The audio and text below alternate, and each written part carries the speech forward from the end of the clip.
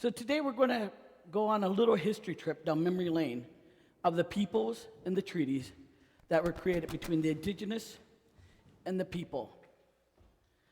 I can only speak of my reservation of the Six Nations and what I was taught by my great-great-grandfather, being of the Upper Cayuga and of the Haudenosaunee people. The covenant made between the peoples reminds me of the covenant made with the great mystery in Genesis chapter 8, verse 21, where the mighty gave us a rainbow to show they were never going to again curse the earth. Many treaties were made, but practically every one of them has been broken, and many have been forgotten.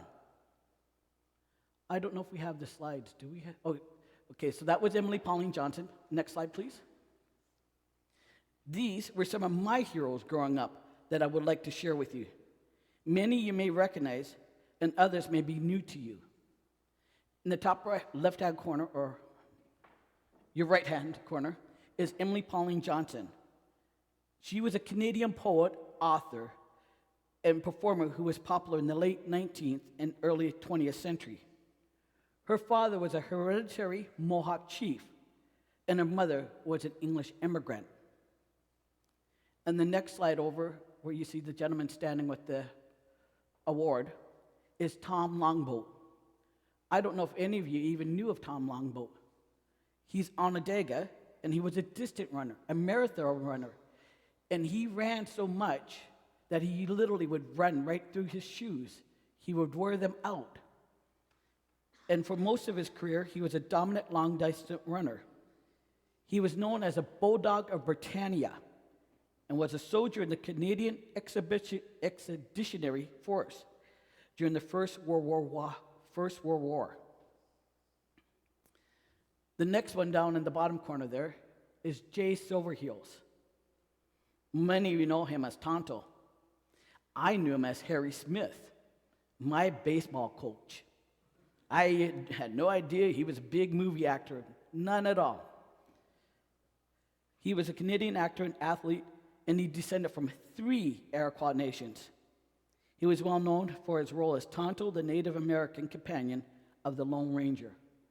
But like I said, he was my baseball coach. I had no idea until I seen him in a parade one day, and he's riding on this horse, and I'm like, what's he doing there? And everybody's yelling, Jay, Jay, and I'm like, that's Harry. Get it right. But no, my dad finally told me, that's Tonto. Okay, if you say so.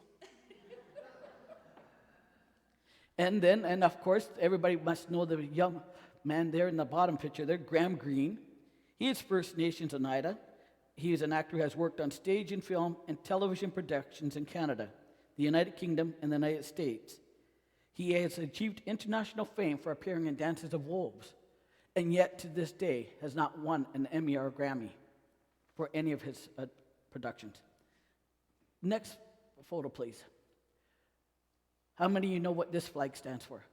I know you all see it when you go down to the reserve to get gas, Shelley. I'm not very observant. That flag's flying everywhere when you're on the reservations. It's the Six Nations Confederacy. This flag symbolizes the Hiawatha Wampum Belt, the emblem of unity that brought peace among the 5 nations, the Seneca, the Cayuga, Onondaga, Oneida, and Mohawk. The Six Nations joined us later, the Tuscarora. This collectively made the Confederation's people, which is known as the First Nations Haudenosaunee. Next, please. Now, this one many of you will not know of unless you've learned anything about the indigenous. This is you have a Bible. This is what we consider like similar to a Bible. It's called the Two-Row Wampum Belt. This agreement was made in 1613 as the Haudenosaunee and Dutch discovered much about each other. An agreement was made as to how they were to treat each other and live together. Each of their ways would be shown in the purple rows running the length of the wampum belt. In one row is a ship with our white brothers and their ways. In the other row is our canoe with our ways. Each of us will travel down the river of life side by side, Neither of us would try to attempt to steer the other's vessel. The Haudenosaunee and the Dutch agreed on 3 principles to make this treaty last. The first was friendship. The Haudenosaunee and the White brothers will live in friendship. The second principle is peace. There will be peace between the 2 people. And the final principle is forever. That this agreement between the Haudenosaunee and all others in the treaties will last forever. So why do we see this next slide often? This is Indian land. Because we were put on reservations. We were used to having the whole land to hunt and fish and go about and live.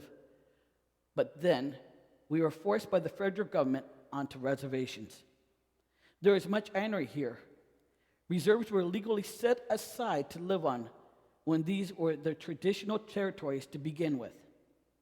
Since the 1830s, the British authorities and later the Canadian government had set up reserves to settle the indigenous people and remove them from any areas of the newcomers to develop and set up land for themselves. The reserves were so small and unproductive land tracts. I own property on the reserve. I have property. I could go live on it. But to do so, I would have to drain it, fill it with land again and earth, and hopefully my house will never sink because my land is mostly, if not, 85% swamp and 15 dirt. So that doesn't leave me a lot of land to try to build or even create a corn crop or anything. We were forced to live by this act and ensure that First Nations would not be involved in anything that had to come or deal with any of the new developers coming into the country. According to the federal publication, Registered Indian Population by Sex and Residence of 2020, do you know how many reservations there are in this country of Canada? I was surprised to learn this. 3,394 reserves are in Canada set aside. Could we have the next slide, please? This was one of the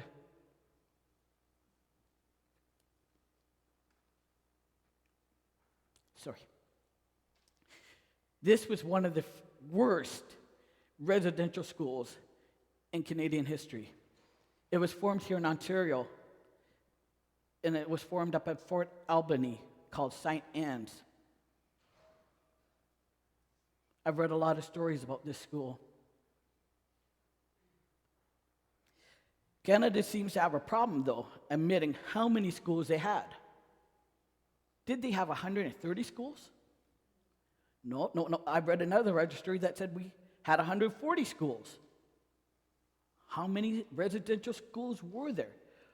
Did they open in the 1830s?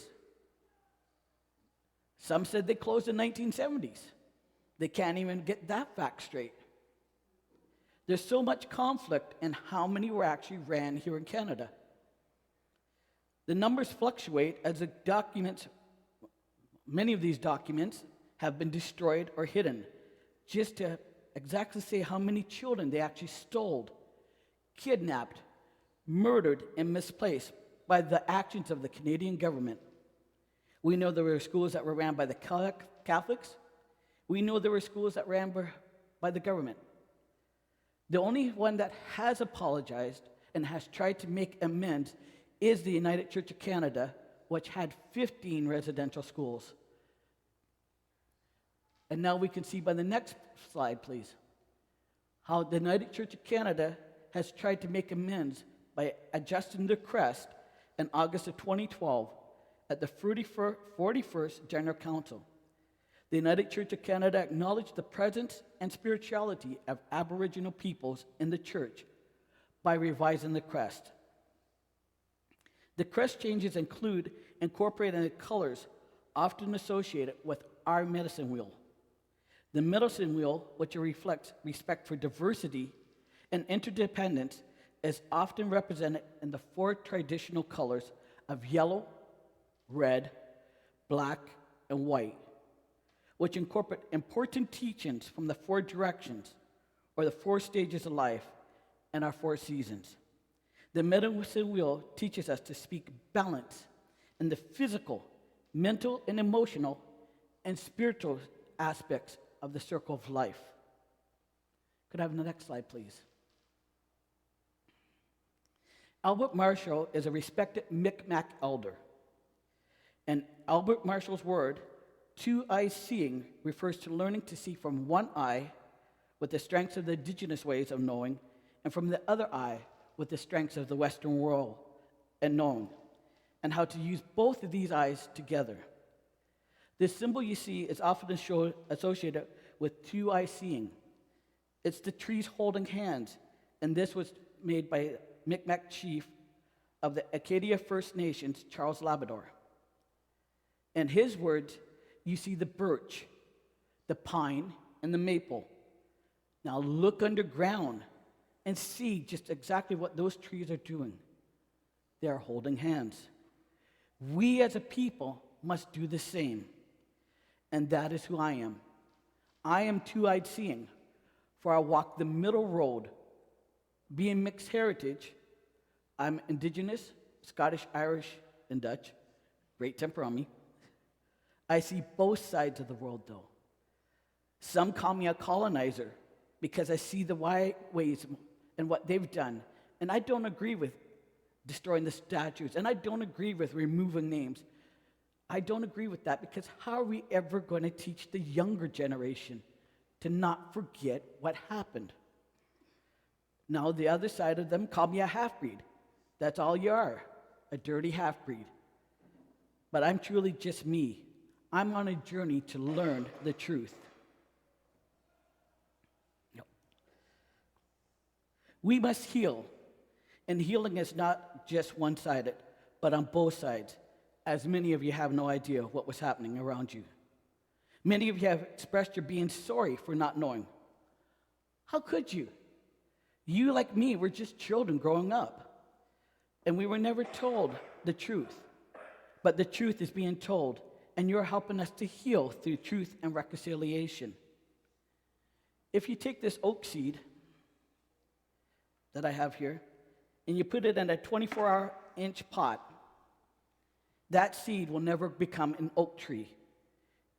Because as an oak tree, it grows huge. It's going to become stifled, and nothing's wrong with the seed itself. It just fell prey to the environment. Do not allow your environment to dictate the oak tree you become. As in Jesus' parable in Matthew chapter 13, the seed is considered a metaphor for survival and rebirth. Seeds are like small children at the schools. Seeds are complicated. They're needing tenderness, and the seed is mysterious. For like children that survive the ordeals, as we see here, we have ordeals we had to deal with. We have grown and are sharing our stories to help educate and bring awareness of what did happen. My people are survivors. We have grown and are sharing our stories to help you to understand. As Hebrews chapter 12 states, we have run the race with endurance. We survived and have become the living seed. God, the Great Spirit, never forgot us, no matter where we landed. For like the acorn, we grew. Like a rose, we slept in the winter, only to bloom in the spring.